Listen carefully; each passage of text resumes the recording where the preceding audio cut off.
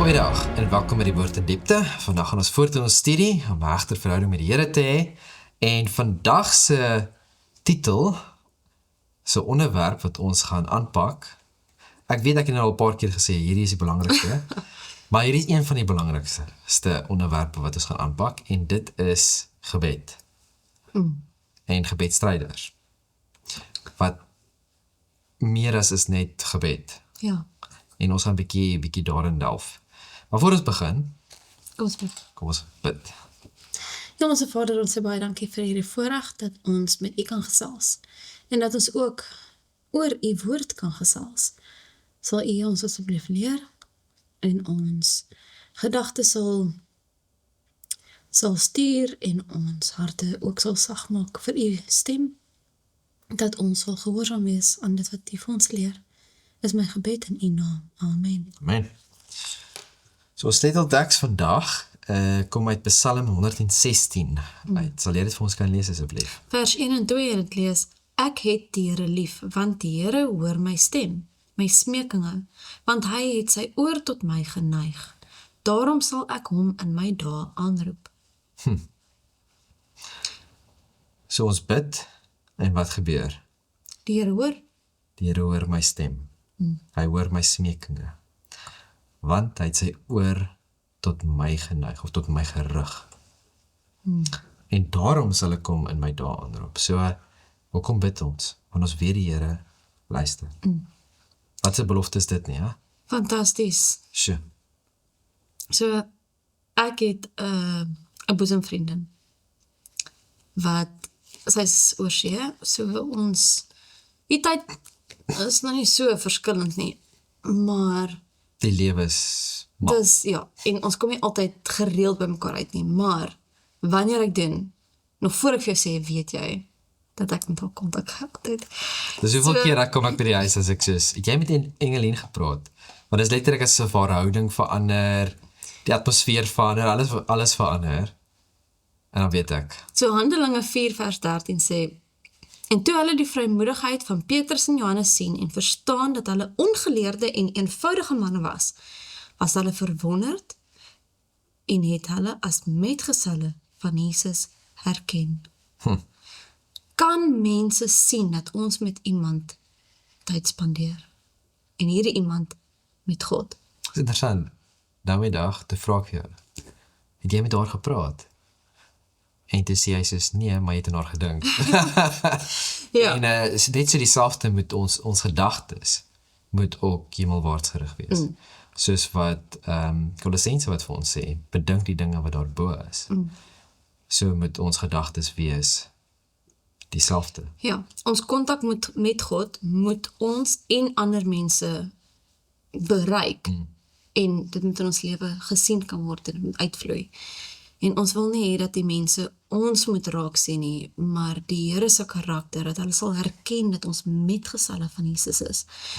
So dit is vir my die belangrikste punt vanuit 'n oogpunt om Jesus met ander te deel. En dan is daar nog baie wat ons hier uit hierdie les gaan uitpak. So ons gaan gesels oor 'n paar voorbeelde uit die Bybel. En die eerste is getroue Daniël. Ek dink dit is eintlik die eerste waarin 'n mens dink as kinderstorie van gebed. Daniël in die leeukuil. Want hoekom was hy daarin gegooi? Want mense wat jaloers was, het hom gesien bid. En ja, Maar 3 keer 'n dag. Dit is nogals interessant, as jy kyk na Daniël se lewe, en ek wil nou nie jou storie vooruit, Nee, gaan maar. maar waar begin het? Dit begin, hulle wat Ballingskap. uit Jerusalem uit, as slawe, tot in Babylon, en toe hulle in Babylon kom, wat is die heel eerste ding wat gebeur, is daar is 'n keuse wat gemaak word, so hulle maak die regte keuse. En dan die tweede groot ding wat gebeur, wat doen Daniël? Hy gaan bid. En die Here gee vir hom die antwoord. En as gevolg daarvan, is hoeveel mense se lewens gespaar, want die koning sou almal doodgemaak. Ja, En nie dit nie, daar was 'n profesie wat gegee word, as gevolg van Daniël se getroue gebedslewe, Ja. is daar 'n profesie wat gegee is, wat tot vandag toe, vir ons lig. wat vir gee, ons die toekoms gegee het, né? Wat ons sien deur die verlede, wat alles gebeur het, en dan wat nog gaan gebeur. So dit is Die laaste oomblikke van die aarde. en dan gaan dit so, jy kan letterlik reg deur die boek Daniël kan jy sien hoe getrou Daniël was met gebed. Ja, so die Bybel sê dat hy 3 keer 'n dag, soos sy gewoonte was. Was nie net af en toe wat hy dit gedoen het nie, dit was sy gewoonte. Die mense met wie hy gewerk het geweet, dit is hoe hulle hom kan vang. En dit is ook die enigste manier hoe hulle hom kan vang. Omdat hy 'n getroue werker is, of was. So ja, Daniël 6 vers 11 sê, en net toe Daniël verneem dat die bevelskrif geskrywe was, het hy in sy huis gegaan, en hy het in sy bokamer vensters gehad, wat oop was in die rigting van Jerusalem. En hy het 3 maal op 'n dag op sy knie geval en gebid tot lofprysinge, uitgespreek voor sy God, net soos hy tevore gedoen het. So. Maar ons sien stukkies van sy verhouding met God, soos wat jy gesê het, reg deur die boek van Daniël. Daniël 1 vers 8, is hy ernstig oor die Here se insettinge. Daniël 1 vers 17, hy en sy vriende was geseënd deur God vir hulle standvastigheid. Vers 20 sê dat hulle verstand was verskerp tot 10 maal meer as die van die ander. Daniël 2, 21 en 24 sê dat Daniël die eer aan God as die oorsprong van alle wysheid gegee is. Daniël 4 vers 9 en 18, asook Daniël 5 vers 14 en Daniël 6 vers 4, vertel hoe heersers wat afgode gedien het, 'n verskil kon sien tussen Daniël se lewe en die wat nie die ware God dien nie. Daniël 9, 23 en 10 vers 11 sê, het gewys dat 'n engel getuig van sy verhouding met die Here. Sure. So reg deur is daai noue verhouding na terugverwys in verskeie maniere. En dit sou nie sigbaar gewees het as Daniël nie 'n gebedslewe gehad het, nie die skrif geken het en nie met in kommunikasie was met die Here nie. So ja, dit was nie net 'n vorm van geloof nie, dit was sy leefstyl, dit was ware koneksie met God. En Daniël kon in die geheim en in die stilte agter toe deure gegaan het, toe hy hoor dat die geskrifte is, of die bevel nou uitgesit is. Ja, hy hoef nie by die venster te gestaan het, hy kon, of gekniel het hy kan by 'n ander gedeelte gaan het van die huis, en daar gebid het. So, waarom dink jy het hy doelbewus nog steeds sigbaar gebly? Dit kom alles terug oor, hoekom was Daniël in die posisie waar hy was? Was hy daar gewees omdat hy graag aansien wou gehad het, omdat hy graag mag wou gehad het, want hy was in 'n baie hoë posisie in die regering. En ons moet vir onsself afvra, soos, hoekom is ons waar ons is vandag? Is dit net omdat ek wil wees waar ek wil wees? Of het God my daar geplaas en is dit eintlik genade dat ek al hierdie seëninge ervaar wat ek ervaar? En so om terug te kom na jou vraag, is Daniël het dit gedoen, want hy het geweet, hy is nie daar vir homself nie. Hy is daar, want hy moet die lig wat Christus vir hom gegee het, moet hy uitleef. En die goeie werke wat hy moet wys om die Vader te verheerlik in die hemel. En hy was dalk die enigste manier wat mense in daardie werksomgewing van die regering met wie hy gewerk het, die ware God kon leer ken. Ja. Hy was die boek wat hulle gelees het. Ja. So daai verantwoordelikheid. Maar nou 'n ander ding, wat sê dit van ons flou verskonings partykeer om tyd te maak om te bid? Bid ons in die geheim of bid ons vir ons kinders dat hulle kan sien? Bid ons terwyl ons sit en op ons knieë? Is ons Wat van as jy in 'n omstandighede is soos in 'n restaurant, of jy is by 'n plek waar, miskien by jou werk, of waar dit ook al wees waar jy in publiek is, en dis miskien 'n tyd jy gaan nou eet, gaan jy nou dankie sê vir die kos, of gaan jy maar skiep in die skaal? En die klein goedjies. so ja, dit is alles vrae wat ons onsself moet afvra. Maar ja, praat nou van, wat ek nou genoem het van, top kniel jy, dat die kinders dalk dit kan sien, of sit jy dat hulle dalk nie weet dat jy noodwendig bid nie. Jy kan dalk 'n bietjie aangaan oor gebedsposture. Ja, so die volgende gedeelte is soos die fisiese manier hoe ons bid. En ons sien in Daniël 6 vers 11, en jy het dit al gelees, maar kom ons lees dit vandag weer. Dit sê, toe Daniël verneem dat die geskrif onderteken was, het hy in sy huis gegaan en hy het in sy boukamer oop vensters gehad in die rigting van Jerusalem. En 3 maal op 'n dag het hy op sy knieë geval en gebid en lof gesê vir sy God, net soos wat hy tevore gedoen het. Nou, hierdie vers is 'n baie kragtige vers in die Bybel.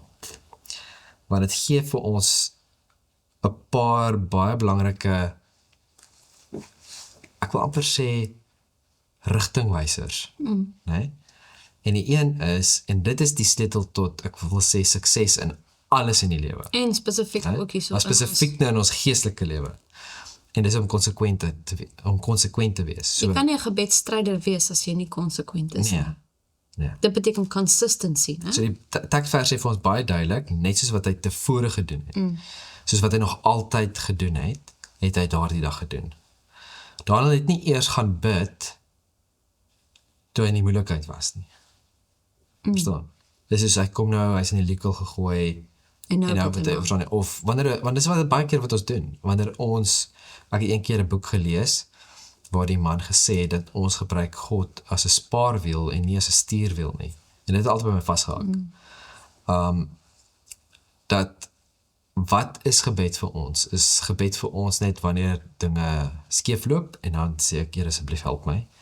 En as alles weer goed gaan, dan is dit oké, en dan praat ek verder met die Here nie. Hoe is dit presies? So dit moet definitief deel van ons leefstyl wees. Né? 'n daaglikse gedeelte, ek wil amper sê, in ons beplanning, of wat ook al dit mag wees, dat dit, veral as dit nie nou al so deel is van jou lewe nie, maak 'n deel van jou skedule. Ja, Sit dit in, dit is net soos wat jy sal eet, of net soos wat jy sal enigiets anders belangriks doen, sit gebed in en sê, daai tyd moet ek bid. En dan, die tweede punt is, hy was doelbewus. Hy het dit doelbewus gedoen. Hy het dit nie per ongeluk of wat ook al, hy het geweet wat aangaan. En het nog steeds gedoen, want hy is getrou. En so dieselfde wat ek net nou genoem het, oor is, al is ek in publiek, en dit is tyd wat ek moet bid, of dit is, ek moet nou vir Here dankie sê, is ek skaam? Ek het nou die dag het ek ook met iemand gesels daaroor, oor dat, was Jesus skaam vir ons, toe hy moes gaan sterf het op die kruis, die wreedste manier van, jy wat ek sê, dit is net, hy was nie skaam vir ons nie, hy het alles vir ons gegee, Sure. maar as ons skaam net om ons oor toe te maak en te bid, of om op te staan, net ietsie te sê, om jy wat ek sê, so ja, ons moet doelbewus leef, en ons moet doelbewus dit doen, en dan die volgende een is, hy was onverskrokke. Hy het nie in vrees en angs daarin gegaan nie, want hy het totaal vertrou op sy God. Verstaan, die doodskreet was reeds geteken. So hy het geweet wat gaan gebeur. En hy het ook sy kollegas geken. Ja. As jy het so kan stel. Verstaan, hy het geweet hulle gaan dit waag. So hy het presies geweet wat hy doen, en hy het presies geweet wat gaan gebeur, maar hy was onverskrokke. En dan, die vierde punt, en 'n geweldige belangrike punt, is danksegging. Hy het nie gaan sê, Here, ek weet wat aangaan, asseblief red Asseblief, my. en hy het nie gekom smeek, Here smeek, nee. Hy het gebid, en hy het letterlik die Here geloof. En self in die aangesig van die dood, het Daniel sy gebed begin met danksegging. Sure. Wat kan ons nie daaruit leer nie? Handelinge 20 vers 36 bou verder op hierdie gedeelte en het sê, en toe hy dit gesê het hy neergekniel en saam met hulle almal gebid. Nou dit praat hierso van Paulus. En hy kniel neer hierso saam met die ouderlinge van Efese en hy bid. Dis nie 'n private gebed nie. Dis 'n gesamentlike gebed. Op hulle knieë.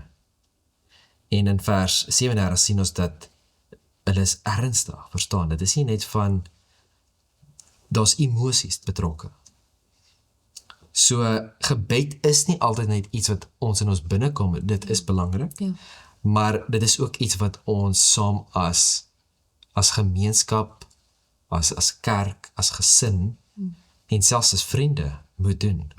Ons moet meer bid. Daar was 'n jong man gewees van Amerika, wat so rukkie terug hierso by ons kom hallo sê het. Ek weet nie as ek kan onthou nie. So ek het so 'n bietjie tyd spandeer met hom, en ek probeer altyd te kyk, spesifiek te kyk nie, maar my pa het my geleer, mens kan altyd leer by enigiemand. En een ding wat vir my uitgestaan het van hom, is hy het baie gebid. So, ek het hom baie keer, as ek hom gaan optel het, dan het hy gebid. En as ek hom gaan aflaai het, dan het hy gebid. En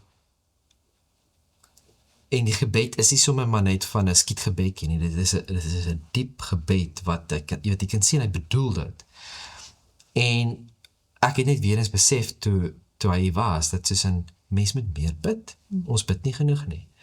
En dit pas nou mooi in met ons volgende gedeelte, en dit is 1 Tessalonisense 5 vers 17, en dit is nie die langste teksvers in die Bybel nie, dit is een van die kortstes, né? As dit nie die kortste is nie, want dit is 3 woorde, bid sonder ophou. En die ding is, terwyl mens enigiets doen, by die huis, ek is nou obviously by die huis, maar as jy in die tuin is, as jy buite by die werk is, as jy bestuur, daar's enige tyd, altyd, daar's nooit 'n plek of 'n geleentheid of wat ook al, wat dit nie geskik is om te bid nie. Want as dit is, dan behoort jy nie daar te wees nie. So dis interessant dat jy dit noem. So, my kar het al iets fout gegaan. So ons het nou vir 'n hele rukkie wat my kar nou gestaan het, en ek het in jou kar gery. En jou kar het nie 'n radio nie. Nou ek luister nie radio nie, maar ek connect my foon normaalweg, en dan luister ek Musiek, na podcast, of ek sal na 'n boek luister, of wat ook al dit mag wees. En so baie keer dat ek op die pad was daar niks nie. Die een oggend sê ek, ag nee, jy weet, ek moes my oorfone gebring het, en nou, ek is besig om tyd te mors, want ek sit hier so vir 'n uur, en ek kan dinge gedoen kry wat ek graag wil doen, dus boeke wat ek graag wil lees, en ook klaar kry, en sovoorts. En het was nie eers soos 10 sekondes, jy betref het my, soos, jy sit hier so, vir 'n uur, en praat met die Here. Verstaan jy, soos in, Ja, wat 'n geleentheid om... wat 'n geleentheid is dit hoor, soos in, Waar kry jy kan niks, hier? so, en die besef ek net weer, en sê, toe voel ek half skuldig, dat ek nie eers die heel eerste daan gedink het nie, dat ek eers gedink het, al die ander goeders ek wil gedoen wil hê, en dit is verkeerd is wonderlik, is goeie boeke en goeders wat ek wil deurgaan, maar, hoekom is dit nie ons eerste prioriteit nie? Hoekom is gebed en om met God te kommunikeer nie ons eerste prioriteit nie? En dit my net weer eens laat besef. En dis waar jy die gedeelte inkom, in Tessalonisense, bid sonder ophou. En dit beteken nie ons gaan heeltyd op ons knieë te wees nie, maar Dit sal ons baie onproduktief maak. ja, dit sal seker ja. Maar dit is net, ons moet in totale en die heeltyd in konneksie wees met God. Dit is eintlik wat dit neerkom. So 'n paar dinge spesifiek nou oor hoe om fisies te bid, wat uitkom, sien ons in Daniël en ons sien in Paulus. Ons sien self vir Jesus in Getsemane, en in Handelinge praat ons ook van Petrus, waar ons kan duidelik sien dat hulle het gekniel toe hulle gebid het. In Kronieke, 2 Kronieke 20 vers 5 en 6 sien ons dat Josafat het gestaan. Hanna het ook gestaan, 1 Samuel 1 vers 26. En Dawid, sien ons dat Dawid het gesit. So, daar is verskeie posisies, en die Bybel is nie dat ons sien in die Bybel dat dit verkeerd is, om op een of ander manier te wees om te bid nie.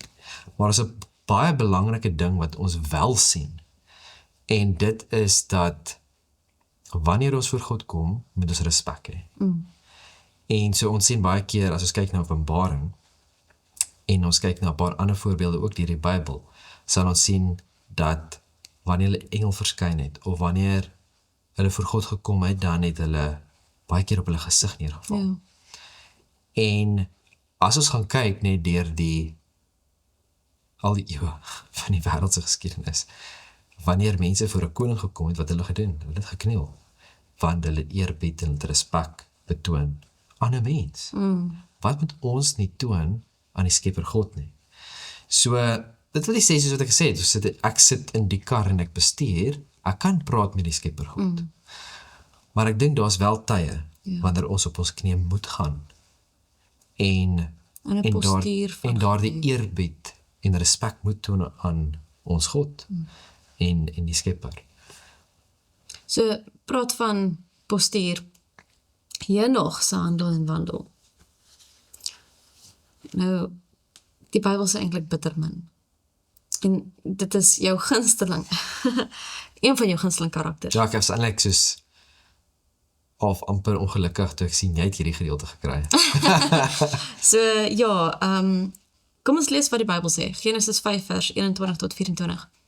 Toe jy nog 65 jaar oud was, het hy die vader van Methuselah geword. En Henog het na die geboorte van Methuselah nog 300 jaar met God gewandel.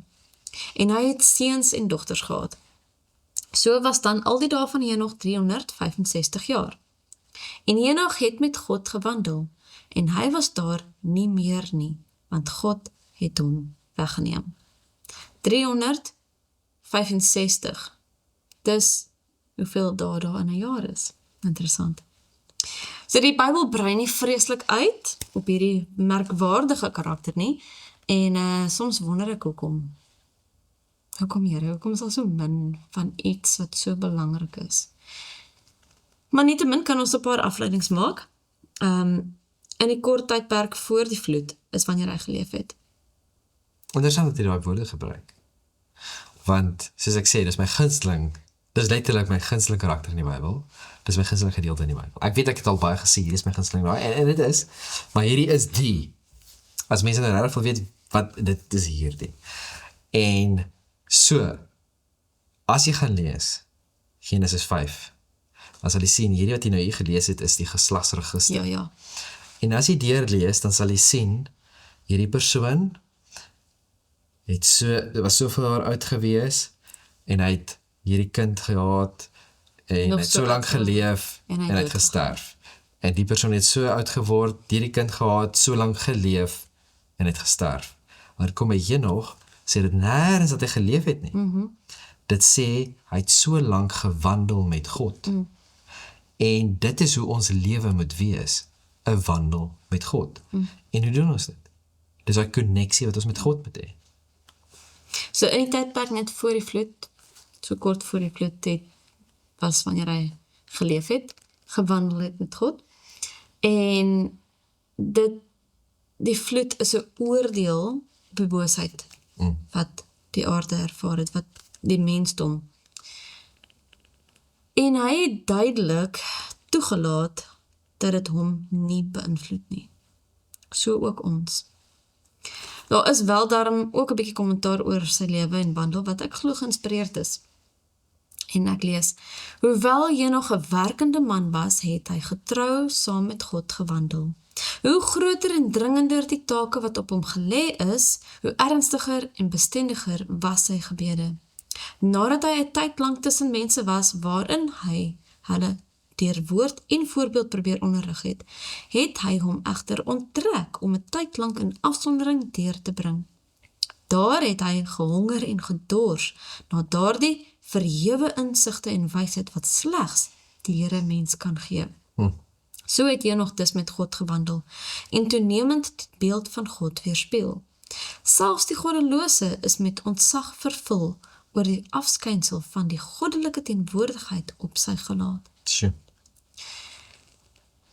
Laat my dink, Regan het al baie keer gespot dat jy 'n baie goeie Christen sou wees het nie vir jou familie was nie.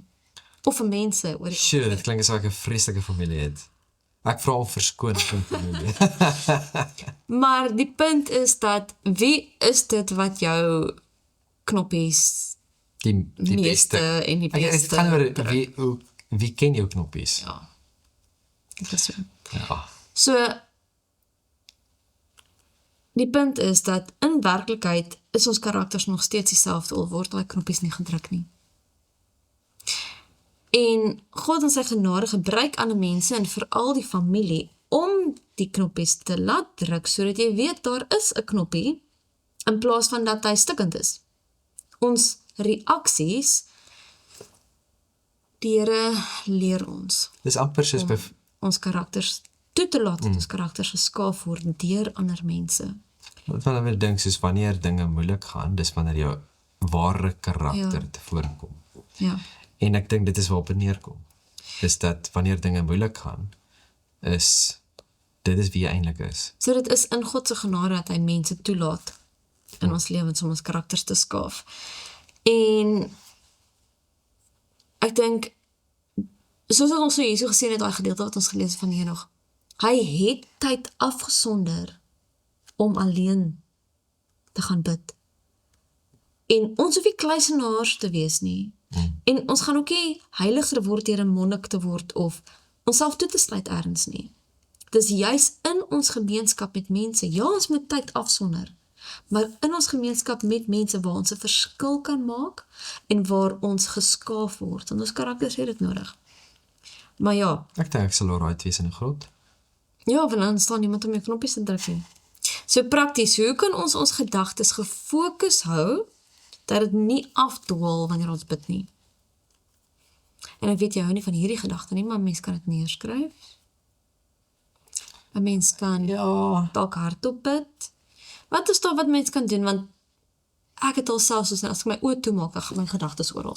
As my oë oop het, partykeer dan fokus ek meer. So, wat is daar, wat se wenke het jy?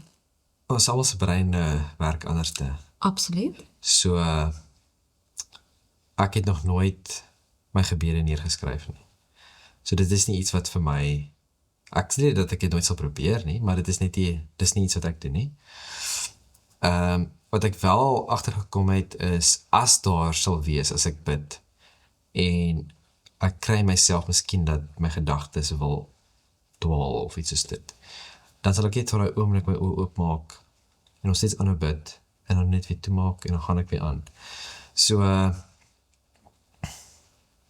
maar ja, dis maar wat ek doen. Okay. Wel, vir die wat sukkel, ek het al gevind dit help vir my om te skryf, maar dis ook weer eens my persoonlikheid, en hoe ek werk. Ja, van skryf. Ek hou van skryf. My vrou van penne en papier en boeke. Nie tik nie.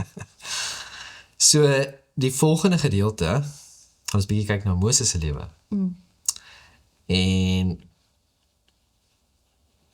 die vraag wat ek wil vra is, het jy al ooit vir iemand gebid wat iets teen jou gedoen het, jou seer gemaak het, of jy weet wat, net 'n vyand, as ek dit so kan stel, iemand wat dinge werk nie so lekker uit nie.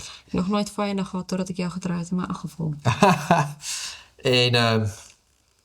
En nie net van soos 'n vinnige skietgebedjie nie, maar soos 'n werklik ernstig vir hulle gebid het. Asof, want baie keer is dit van, weet, wanneer iemand iets doen wat regtig nie goed is nie, dan jou heel eerste gedagte is net soos wat Dawid van, jy weet, ek haat hulle met 'n volmaakte haat, tipe van ding. Maar hoe sien ons daardie persoon? Sien ons daardie persoon as iemand wat gered moet word, wat die Here moet, Iemand vir wie Christus Bereik. gesterf het. verstaan jy? En so, hoe bid ons vir daardie persoon? So my vraag is, het jy al vir iemand soos dit gebid? Moet sê, ek is dankbaar dat my woede kom en gaan net so vinnig. Dis is, 30 sekondes is klaar by. So dan sien ek dit 'n bietjie weer uit 'n ander oogpunt.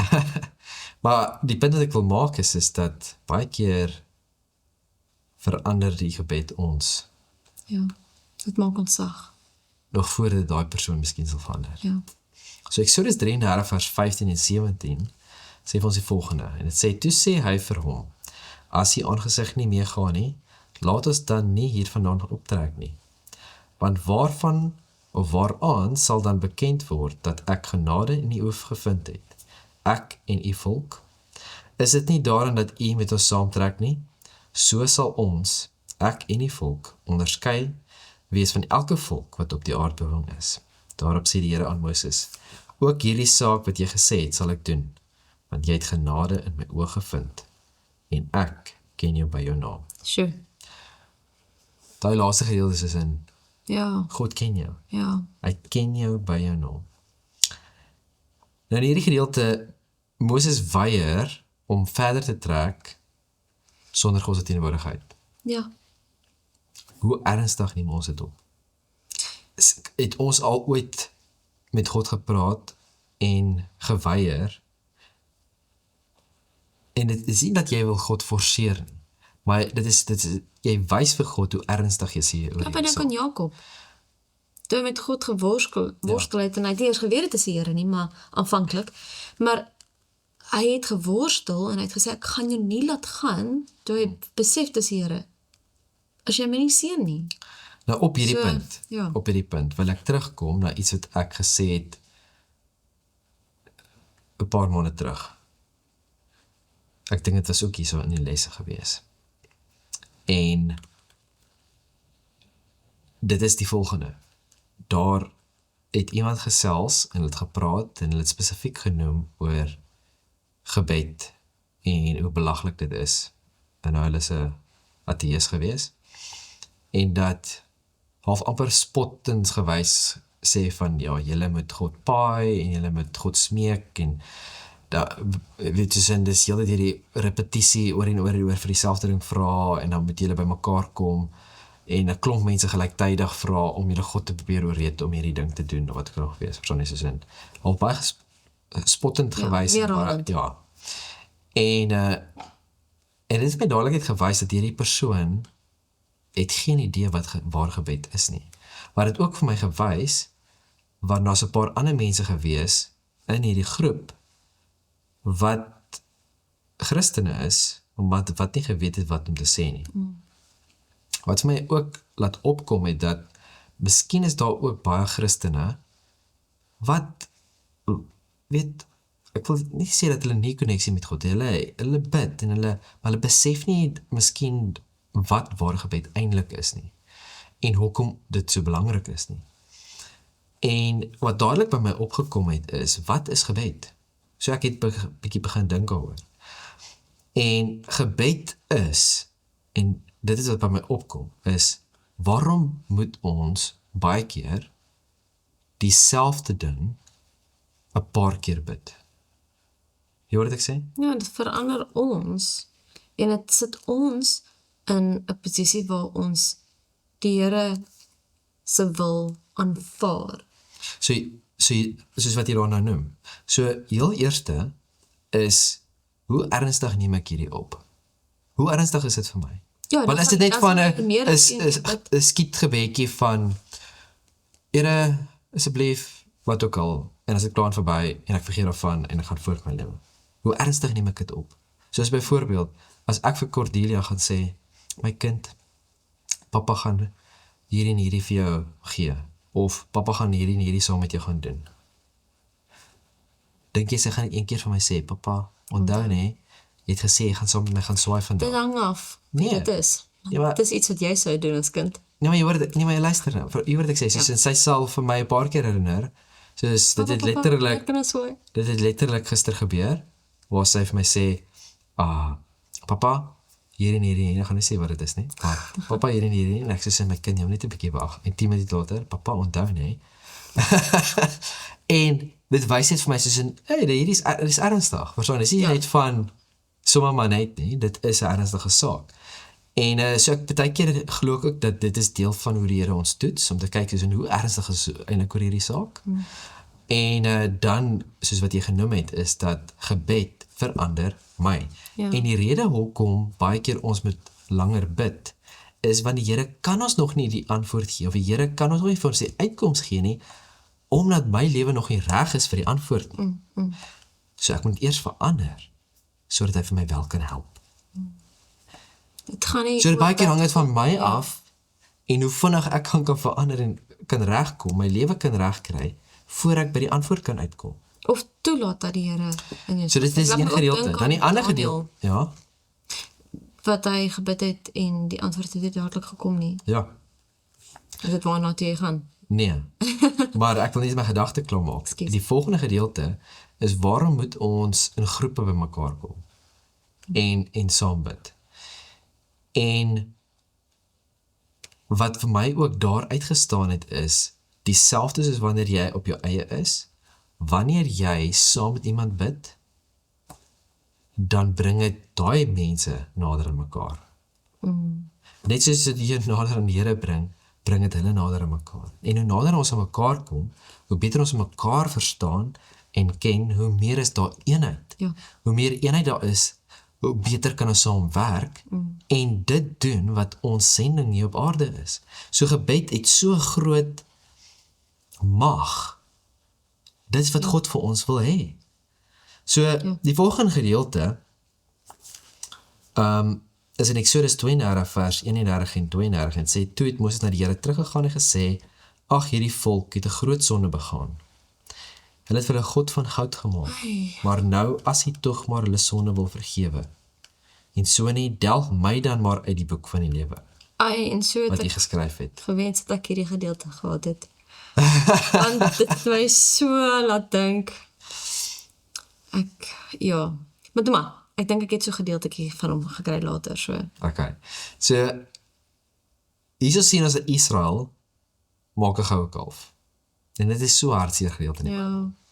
Dit is, ek kon nou die eerste keer as kind wat ek hierdie storie, ek het my ma het nog vir ons gelees, en ek soos, wat? Hulle het nou net al hierdie Letterlik. wonderwerke, en al hierdie dinge, Dit en is so vars. hulle is letterlik hier so by hierdie groot berg, en Hierdie hulle het nou stem net, van die Here gehoor. ja, hulle het nou net en hierdie, vir die Here gesê, ons gaan alles doen, en dan doen hulle dit. Hoe is dit moontlik? En hulle doen hierdie gruwelike sonde. En wat is Moses se reaksie? Vergewe hulle asseblief. Maar as u en hulle nie wil vergewe, as u kan vergewe nie, delg my eerder uit en haal my uit die boek van die lewe uit. Sjoe. So dit wys ons net, wat was Moses, ek wil amper sê, nie net sy reaksie nie, maar hoe was sy lewe gewees, en hoe ernstig het hy hierdie missie en hierdie sending, wat God vir hom gegee het, hoe ernstig het hy dit opgeneem? Ja, om werklik. Want sy in missie, dit was dit om God aan hulle bekend te maak. ja, want hulle moes terugkom. Ja, Hulle moes uit Egipte, uit Babylon, ja. in hakies, hulle moes wegkom, want hulle het weggedwaal van die Here af. Maar, so sy sending was letterlik gewees, nie net om hulle terug te bring, maar om hulle te bring in die beloofde land. Maar hy het ook geweet, hulle gaan nie daar kan uitkom, as hulle nie getrou is aan die Here nie. En dit is wat hy graag wil doen. Maar ons sien dat Moses gebedslewe, gee weer eens vir ons 'n paar punte wat ons uit kan leer. En eerstens is, hy het God innig lief gehad. Jy kan dit sien in die manier hoe hy met God gepraat het, en hoe hy gekommunikeer het met God, is dat daar was liefde. En Exodus 34 vers 6 sien ons, toe die Here by hom verbygaan het hy geroep, Here, barmhartig en genadige God, lankmoedig en groot van goedertierenheid en trou. Sien jy die manier hoe hy met die Here praat? Hy het Moses God se het karakter. geweet wie God is. Hy het hom geken. En dit is hoekom God vir hom kon sê, net bietjie voor in 33, ek ken jou by jou naam. Want hy het God geken. Die volgende gedeelte is dat Moses het God aan sy beloftes herinner. Jep. En ek moet eerlik wees, dit is iets wat ek nog baie min al gedoen het. Want het vir my altyd gevoel soos in, maar die Here weet mos. As jy hoor Dit dit is jou sê, persoonlikheid. Jy is toch altyd so. ek is nog al, selfs met mense ook, soos en ek sal nie vir hulle, as hulle iets gesê het, dis soos, Hulle het ek sal mos dit nie- gesê, Hulle het dit klaar gesê. En so hulle weet dit mos, en dan sal ek hulle nie herinner daaraan nie. Ai, my man. En, maar ek moet sê, die afgelope tyd het ek het begin doen. En ek het, ja, dis iets wat ek, soos ek sê, dit kom nie vir my natuurlijk nie, ek moet dit fisies dit doen, ek moet vir my dit herinner en amper neerskryf en sê, nou met te doen. Ja. Tik het dan, ja. En, Maar dis wat Moses gedoen het. En in Exodus 32:13 herinner Moses God aan sy verbondsbeloftes aan Abraham, Isak en Israel. Nou, hier is die punt. Dit is nie arrogansie nie. En dit is wat dit altyd my half gevoel het van, maar ek wil nie, jy weet, ek wil nie arrogant wees nie, ek wil nie, maar dit is nie. Dit is om net God te herinner, en dis, soos ek sê, nou dat ek 'n kind het, maak dit vir my duideliker. Want ek sien my kind herinner my. En ek voel nie soos in kwaad en hoekom herinner jy my? Ek weet mos, jy hoef nie vir my dit te sê, want ek word nie kwaad daaroor nie. Want dit is wel van, ek sien is hulle neem dit ernstig op. Dis iets belangrik vir Dit is hulle, belangrik. Dan die volgende gedeelte, hy het ingetree. Intreegebed. Selfs vir die wat teen hom was, selfs vir die wat hom seer gemaak het. Miriam was jaloers op Moses en het hom swak behandel. En Moses se reaksie is, hy het vir haar gebid vir genesing. Dit is die gees van Christus. Dit is hoe ons moet optree. Dan die volgende gedeelte, hy het God se antwoorde aanvaar. Ja. As dit ja is of nee is. Moses het gevra om in die beloofde land in te gaan en God het gesê nee. Moses het dit aanvaar. Hy kon, jy weet, baie hardkoppig gewees het daaroor. Wel nee, dat sal help het nie, maar... Nee, maar jy weet wat ek sê. Maar wat het toe gebeur? Maar nou dat ek dan dink, Hiskia, die Here het gesê, jy gaan sterf, sit jou huis in orde. En hy moes vrede gemaak het daarmee. Ja. Maar, Jesaja, nog voor hy by die deur uit was, het teruggekom, want Hiskia het gebid. So die Here... Dit is so, maar as jy kyk, My wat het punt gebeur is- in daai tyd? Ag, dit is die Manasseh was grootste- gebore. Dis die Jy hoor ek sê, maar as, Ja. so my hele Tydperk gedagte is, van- as jy daarna kyk, die Here het hom gesê, en as hy vrede gehad het tussen, Here, U weet die beste, né? So Manasseh nie gebore gewees het nie, en Israel, die volk Israel sal nie deur daai, dis hoe ek het verstaan, ek kan verkeerd wees, maar dis hoe ek het verstaan. Nee, ek verstaan het ook so. Maar Moses het dit aanvaar, maar hy kon dit gestryd soos wat Hy Hiskia. kon. Dis maar En miskien sou die, Dalk sou- miskien kon die Here, jy weet, om toegelaat of iets, hy- maar hier is die ding, moet nie my vooruit kom, nie. Moses wil graag die beloofde land gegaan het. En God wys dit toe van ver af. Hy het op die berg opgeklim en God het hom gewys, hier sal jy die volk gebring tot hier. Ja. By die beloofde land. Jy die missie Jy het vervul, hierdie sending wat ek vir jou gegee het, jy het dit gedoen. Hy het nie self aan gegaan nie, maar hy het dit gesien.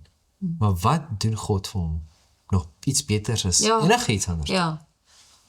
Hy vat hom aan die eintlike beloofde land toe. Ja. Is dit nie soveel beter nie? So, Maar waar sien ons daai? hoe bedoel jy nou? Waar sien ons dit in die Bybel? Dat hy weer opgewek is? In die boek Judas. Ja. Okay. So ons sien dit nie daar waar hy eintlik gesterf het nie. Waar moet hy dit insit? Okay. So, hierso nog 'n paar punte wat net vir my uitstaan, dinge wat ons net moet onthou. En so as jy vinnig kan blaai, gaan ek gou vinnig hierdie lees. Matteus 5:44. Maar ek sê vir julle moet julle vyande lief hê. Seën die wat julle vervloek. Doen goed aan die wat julle haat.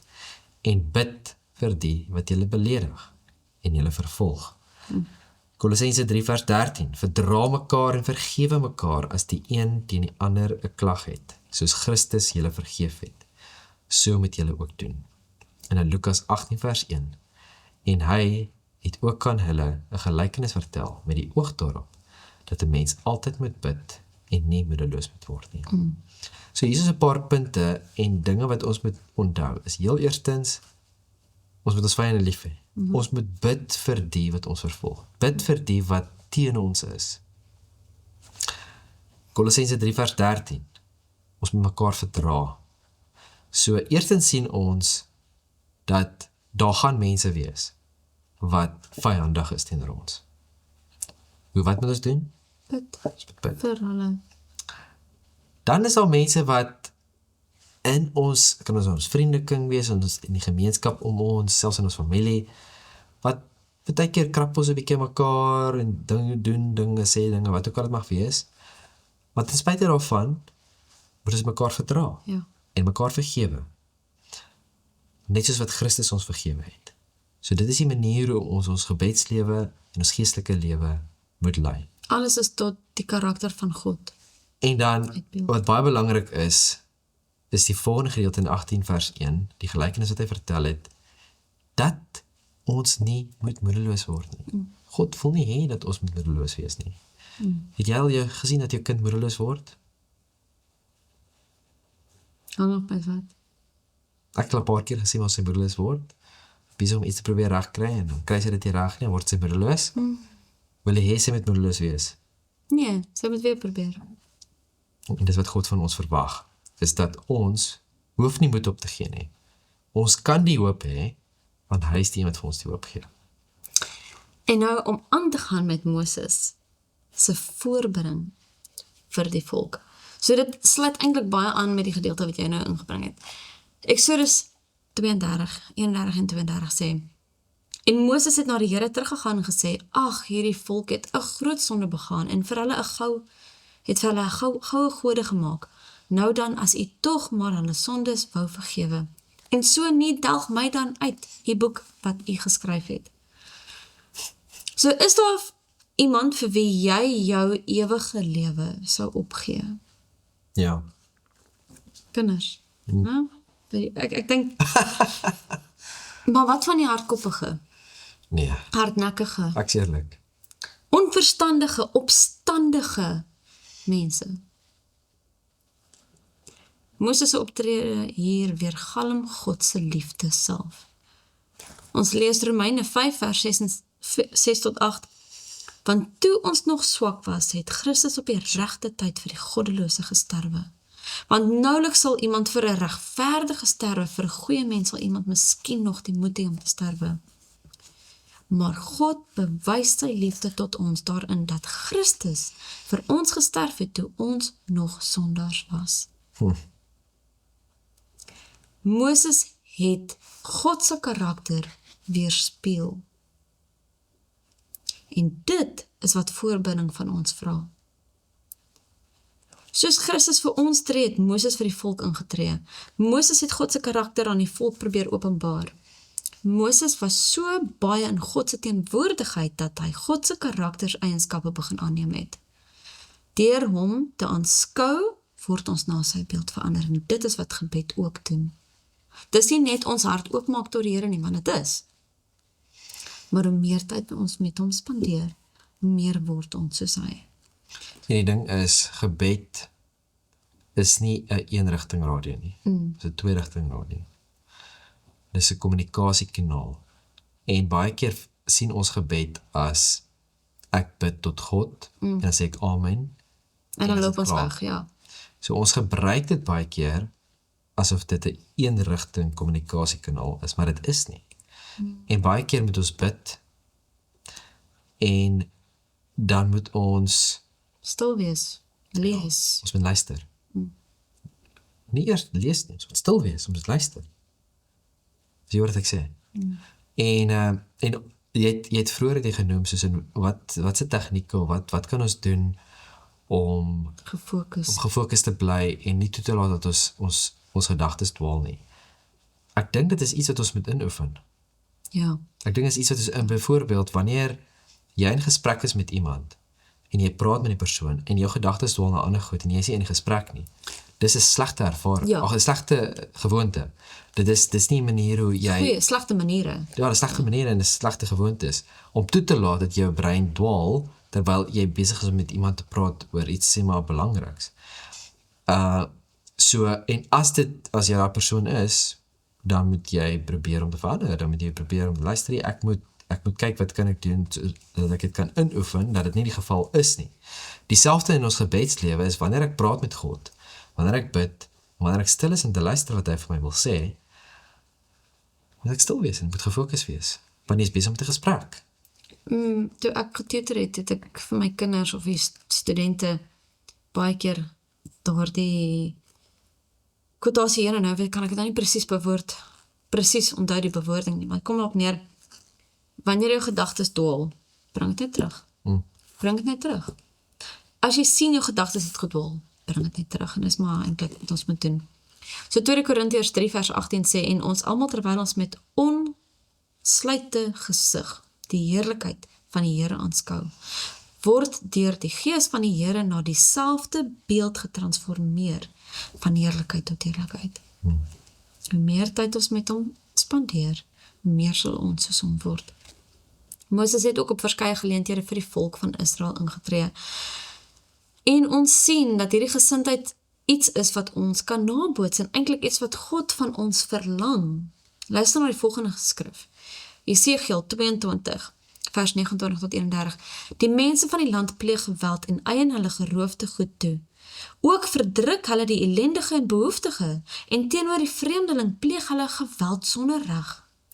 En ek het onder hulle 'n man gesoek wat 'n muur kan bou en voor my aangesig in die bres kan staan vir die land, sodat ek dit nie sou verwoes nie, maar ek het niemand gevind nie. Sjoe. Daarom het ek my toorn oor hulle uitgegiet. Deur die vuur van my grimmigheid het ek hulle verteer. Hulle wandel het ek op hulle hoof laat neerkom, spreek die Here. God wag soms dat ons intree. Hy het vir Moses die geleentheid, het hy nodig gehad om vir Moses en Aaron te sê, skuif gou weg dat ek hierdie mense wat so opstandig is in die aarde in kan insluk. Nee, God kon dit gedoen het en niemand anders geraak het wat dit nodig was nie. God gee 'n geleentheid, daar het hy ook ingetree, dat dit nie die hele volk of jy weet daai groot groep mense was nie, maar net die opstandigers se stigters. God gee geleentheid dat ons vir mense intree. Ons moet onthou dat ons in die midde van 'n groot stryd leef. Goed en kwaad is heeltyd aan die tou trek met ons siele. En ons weet die Here is almagtig, maar omdat hy liefde is, gee hy vrye keuse. Geregtigheid en oordeel sal uiteindelik geskied. En hy wil red, maar hy gaan nie sy krag teen iemand se wil gebruik nie. En daarom, as jy self vir sy teenwoordigheid en krag om hulp en redding vra, sal God intree. Maar wat van iemand wat nie vra nie? Ons kan namens hulle vra en die Here kan intree. En daarom is intree gebed so belangrik. Dis belangrik om op te let. Wat was Moses se beweegredes vir intree? Nie omdat die volk dit verdien het nie, maar tot God se eer en openbaring van sy karakter vir die volke om hulle. Nie net vir Israel self nie. Dink jy dat God sy verbond met Israel vergeet? Nee, maar Moses gebruik dit om die Here te herinner. Jy het nou gesê, herinner, en dit is eintlik 'n aanhalingstekens, want hy vergeet nie. Sodat die nasies wat hom nie ken nie, die geleentheid kan kry om hom te leer ken. Net so God se beloftes in die woord, snaaks dat jy dit nou genoem het, is iets wat ons vir hom kan terugbid en sê, kyk Here, U het dit gesê. Asseblief, tree in op U woord, hierdie beloftes. Waarom? Nie omdat hy vergeet het nie, maar dat ons erns en smagting daaroor kan uiter en spesifiek vra. En wanneer kom by intree gebed, dan weet ons, jy weet, elke keer as daar 'n melaats is wat na Jesus toe gekom het Jesus dadelik genees. Daar was hier en daar 'n blinde persoon wat eers modder op die oë, of jy weet, hy moes iemand se hand vat en staan op, of wat ook al, maar wanneer dit kom by melaats, was dit altyd en onmiddellik dat dit genesing. Sodra hulle gegaan het, was daar genesing, en net een het teruggekom, as ek nou na die ene dink, maar een voorbeeld. Melaats is 'n simbool vir sonde, en Jesus wil en sal ons van sonde red, as ons hom vra. Dit is sy wil, dat ons van sonde gered word. En hy is getrou. Ja. En regverdig. Ja. Ons van alle sondes te vergewe. So, dit is nie dat ons moet waak teen presumptuous gebed, maar dat ons sal vra volgens sy wil, maar ons kan sy gebede tot redding sal altyd beantwoord word as ons saam met hom werk. So ons sien voorbeelde in die Bybel. So die heel eerste voorbeeld wat ek kan aan dink, is Petrus. Hy loop op die water. En hy twyfel. Hy sien hierdie groot golwe en hy sien die storm en hy sien alles. En het begin hy te sink. En wat doen hy? Hy roep, Here red my. dadelik Wat is doen hierdie Jesus? saam daar.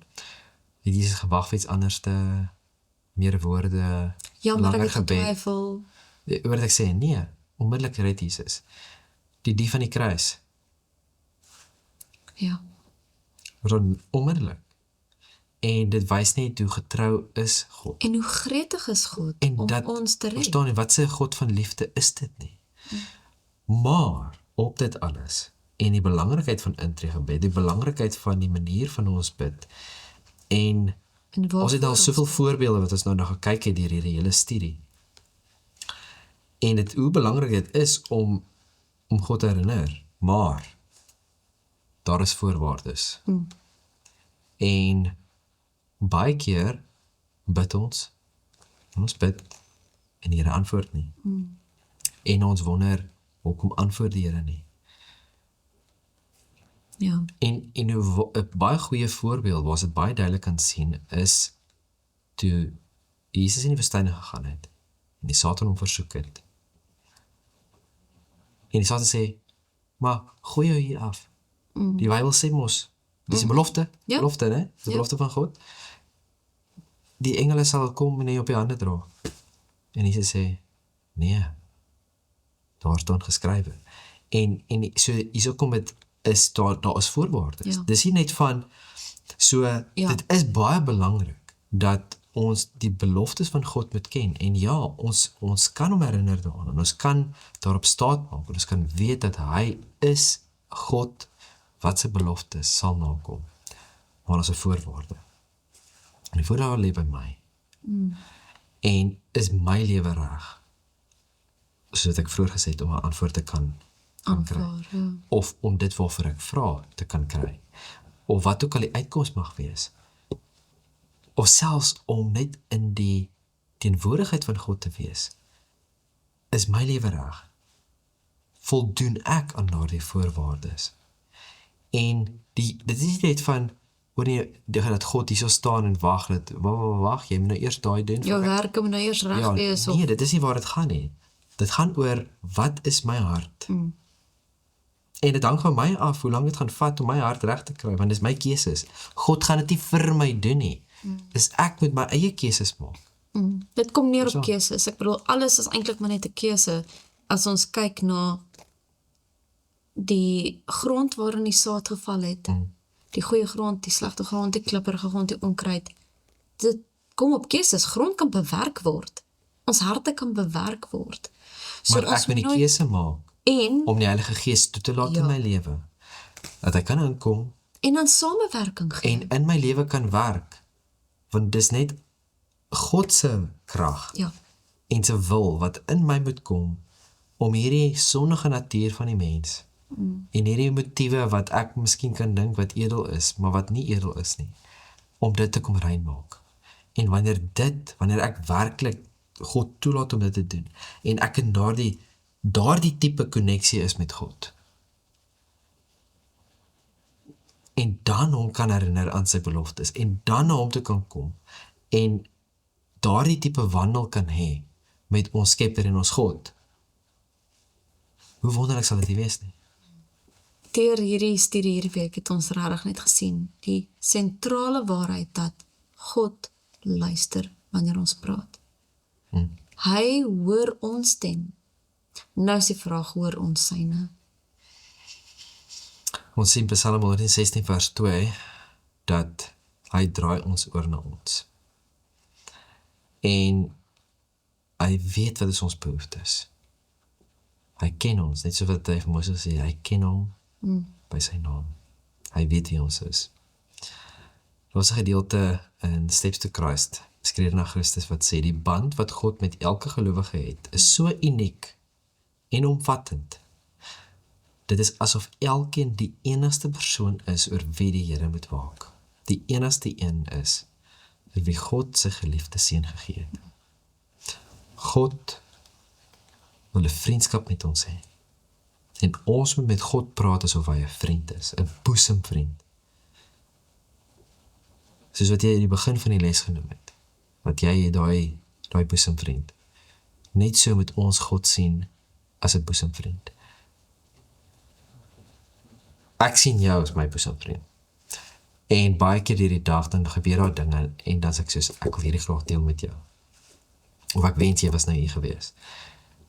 Daardie selfde reaksie wat ons het, om hierdie te deel met jou boesemvriend, met ons hê met God. Soos in, sjoe, Here, hoe ongelooflik is hierdie, en so praat hy die hele dag, is soos in, wow, hierdie en daar en, wat ook al het mag wees, is jy die hele dag in connectie, want jy wil graag wees. En dis wat God graag van ons wil hê.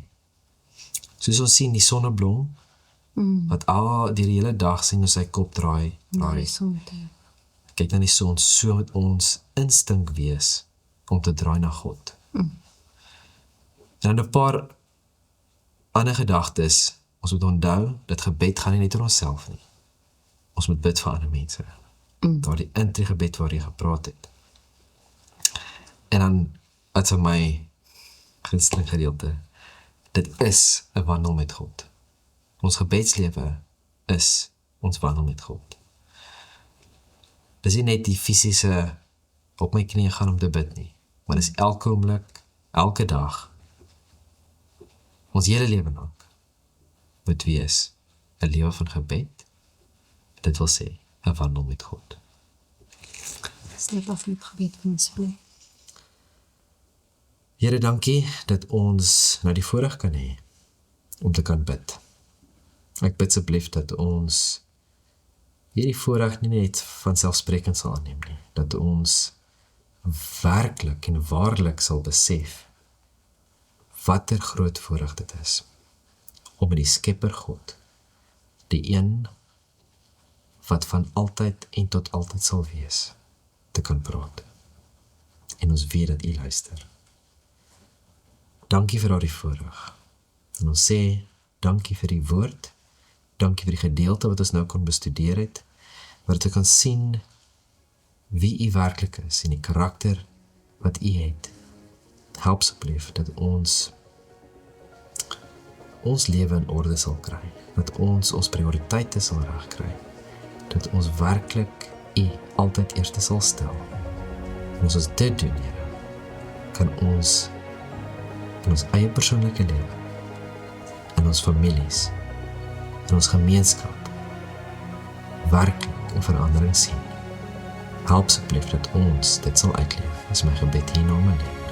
Amen.